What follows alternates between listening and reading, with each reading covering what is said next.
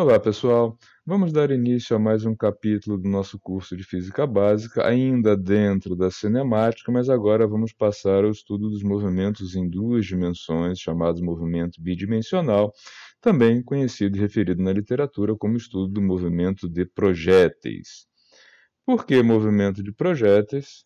Lembrando que mais materiais e outros vídeos sobre este e outros assuntos podem ser encontrados no meu canal no YouTube e também algumas informações em minha página no Facebook. Dando então continuidade ao nosso curso, nós passamos pelo movimento retilíneo uniforme, pelo movimento retilíneo uniformemente variado e pelo movimento de queda livre. E agora vamos iniciar o estudo do movimento de projéteis, que é o último tópico da cinemática da partícula. Lembrando que a cinemática é a descrição dos movimentos sem preocupação com as causas desses movimentos. O movimento de projéteis faz parte do nosso cotidiano e é bastante comum. Temos aqui um exemplo de quando uma bola é lançada. O que acontece? Essa bola ela se desloca ao longo do eixo X e também ao longo do eixo Y. Ela faz um movimento de subida, se afastando do ponto onde foi lançada e ganhando altura, até o ponto máximo de altura dessa trajetória, e inicia a parte descendente do movimento, onde ela cai até atingir o solo, um pouco adiante do ponto onde foi lançada. O ponto mais alto da trajetória marca o momento em que o movimento vai ser invertido e começa a queda. E aqui, visualmente, é assinalada a altura máxima da trajetória. A distância entre o ponto de lançamento e o ponto em que o objeto cai é usualmente referido na literatura como o alcance do objeto. Desprezando a resistência do ar, nós podemos considerar que esse movimento ocorre em um plano y, x, ou seja, a gente pode desmembrar esse movimento num movimento vertical e num movimento horizontal. A esfera é lançada com uma velocidade que forma um certo ângulo com o eixo x e também com o eixo y, mas é mais comum medir esse ângulo em relação ao eixo x, e por conta disso, a velocidade de lançamento ela terá duas componentes. A velocidade de lançamento terá uma componente horizontal, que é o produto da velocidade pelo cosseno desse ângulo de lançamento, e outra componente vertical, que depende aí da velocidade inicial e do seno desse ângulo de lançamento. Quanto maior for o ângulo, maior parte da velocidade será para o movimento vertical e menor para o horizontal e vice-versa. Se nós desprezamos a resistência do ar, no eixo X, poderemos usar as equações do MRU para descrever esse movimento, já que o movimento não terá nenhuma alteração da velocidade, ele seguirá com essa velocidade ao longo de toda a trajetória. Já no eixo Y, nós podemos usar as equações da queda livre, já que o objeto estará sujeito à ação da força gravitacional terrestre, daí o movimento de subida e de descida. Ao longo do movimento de subida, a velocidade vertical vai sendo reduzida devido à ação da aceleração gravitacional terrestre, até que ela atinge um ponto em que a velocidade vertical é igual a zero. E é a partir deste ponto em que a velocidade começa a crescer novamente, mas apontando para baixo, ou seja, para o lado negativo. Então, ao longo da subida, nós temos componente y da velocidade positiva, apontando para cima, e ao longo da parte descendente, para baixo. Nessa outra figura, nós vemos em maiores detalhes, ponto a ponto, a velocidade no eixo X não vai ser alterada ao longo de todo o movimento, ela se mantém constante. Ela seria alterada se nós tivéssemos resistência do ar envolvida no problema, e já a velocidade vertical, Vy, ela vai sendo reduzida até atingir a zero no ponto máximo da trajetória, e depois ela inicia um processo de aceleração até voltar ao solo. Caso o ponto de saída, de lançamento, tenha a mesma altura que o de queda, essa velocidade terá inclusive módulo igual, né, V0y e menos V0y aqui no final, indicando somente a inversão do sentido desta velocidade. Então, do ponto de vista matemático, nós podemos usar para a descrição deste movimento a equação do movimento retilíneo uniforme para localizar a coordenada x da partícula ao longo do movimento, e no eixo y as equações do movimento de queda livre também aí para localizar a partícula e para calcular ou prever sua velocidade ao longo do tempo ou sua velocidade a cada ponto ocupado pelo objeto. Vamos ver alguns exemplos de como resolver este tipo de problema? Por exemplo, aqui nós temos um objeto que é lançado com uma velocidade de 40 metros por segundo e que forma um ângulo de 30 graus com a superfície da Terra. Usando as equações que já nos foram dadas, que foram mostradas no slide anterior, nós sabemos que podemos localizar a posição do objeto no eixo x, e podemos também localizar a posição do objeto no eixo y, usando as equações para o eixo x do movimento retilíneo uniforme e do eixo y do movimento de queda livre.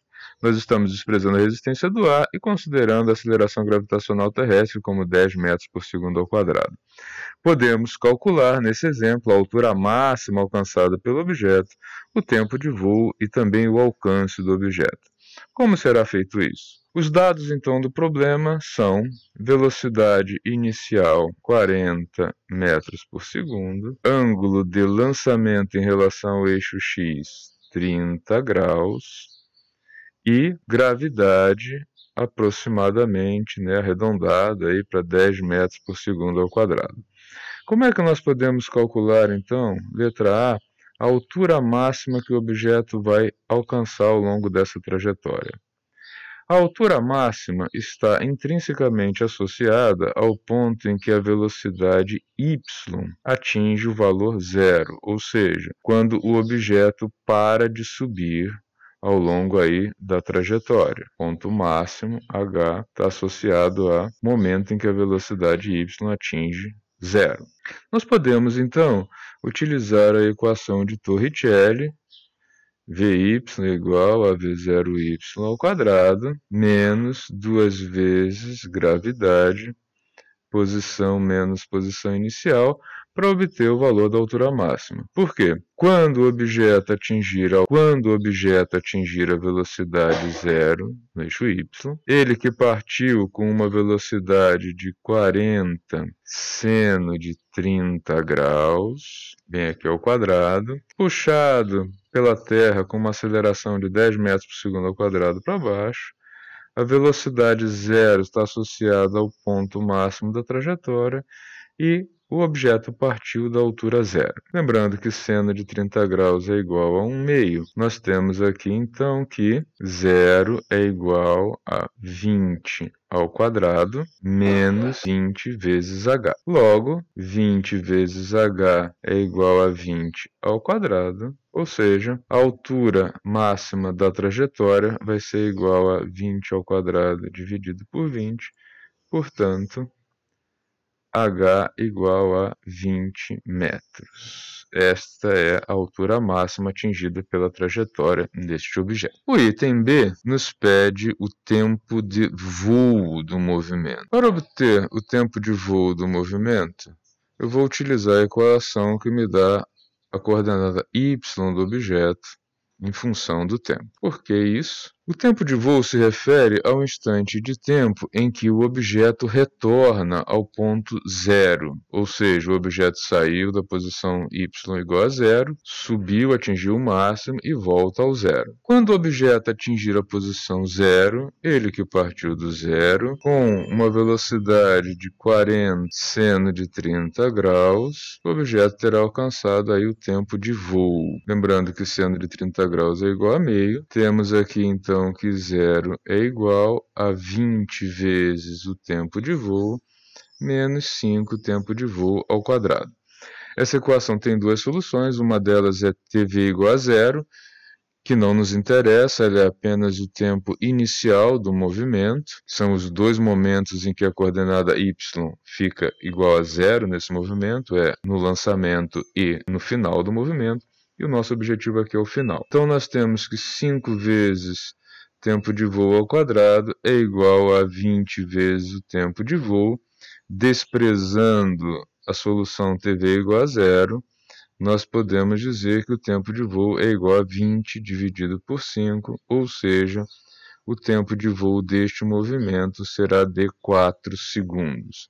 Neste caso, como o movimento é simétrico, o tempo de voo é dividido em 2 segundos de subida e 2 segundos de descida. O item C pede o alcance do movimento. O alcance do movimento é igual à coordenada x do movimento calculada no tempo de voo que nós já obtivemos. Então, o alcance vai ser igual a velocidade x vezes tempo de voo. Ou seja, R vai ser igual a 40 cosseno de 30 graus vezes o tempo de voo, que é de 4 segundos. R, então, é igual a 40 vezes. R, então, é igual a 40 vezes raiz de 3 sobre 2, que é o cosseno de 30 graus, vezes 4, ou seja, 80 raiz de 3 metros. Este é o alcance do objeto. Nós podemos também obter estes resultados por meio de uma planilha.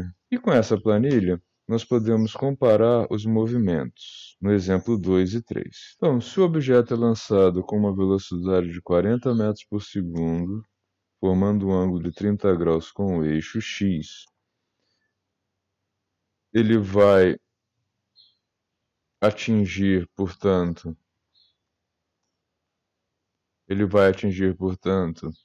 uma altura máxima de 20 metros, vai levar 2 segundos na fase ascendente do movimento, 2 segundos na fase descendente, totalizando 4 segundos, e vai cair a 80 raiz de 3 metros, ou aproximadamente 138,4 metros de distância em relação à origem. Aqui nós temos a simulação dos dados, com um passo de 0,2 segundos de incremento, do 0 até os 6, aproximadamente.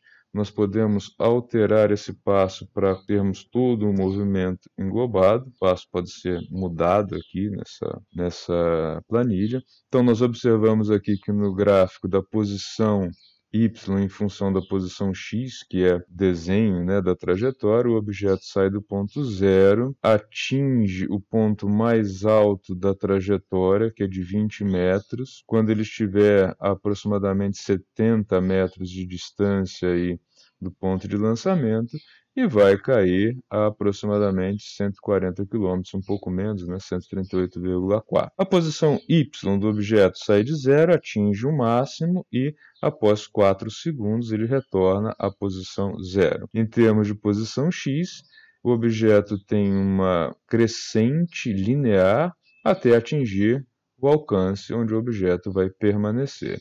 E do ponto de vista da velocidade y, a velocidade y ela começa positiva, chega em zero no ponto máximo da trajetória e depois segue aumentando no sentido negativo e ao chegar ao solo ela vai a zero. Os exercícios 2 e 3 pedem para repetir este movimento, portanto é a mesma solução, só que mudando o ângulo de lançamento. Então esse mesmo movimento, onde eu tenho 40 metros por segundo, só que agora eu mudo o ângulo para 45 graus, eu vou observar que o objeto vai atingir uma altura maior do que com um ângulo de 30 graus, ele vai atingir a altura de 40 metros e também vai atingir uma distância maior em termos de alcance, ele chega aí a 160 metros. E o movimento, ele tem um tempo de voo de aproximadamente 5,7 segundos, aproximadamente 6 segundos de movimento, né?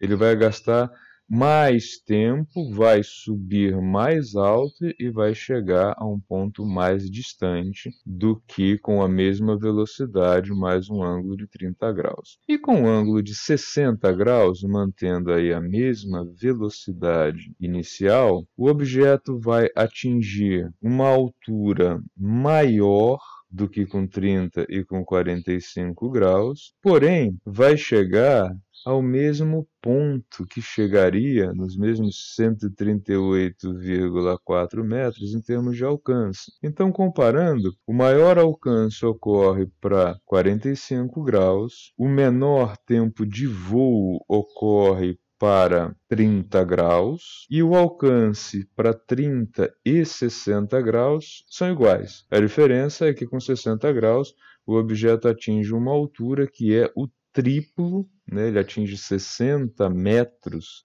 de altura aproximadamente, que é 3 vezes a altura que ele atinge com o ângulo de 30 graus. Já com o ângulo de 45 graus, a altura é de 40 metros, é intermediária entre o lançamento com 30 e 60 graus. Então, os exercícios, os exemplos 2 e 3, podem ser resolvidos da mesma maneira que foi o exercício 1, fazendo aí apenas um exercício de verificar o efeito do ângulo, da variação do ângulo no lançamento. Mais exercícios e mais vídeos sobre este e outros assuntos podem ser encontrados no meu canal no YouTube e também na minha página no Facebook.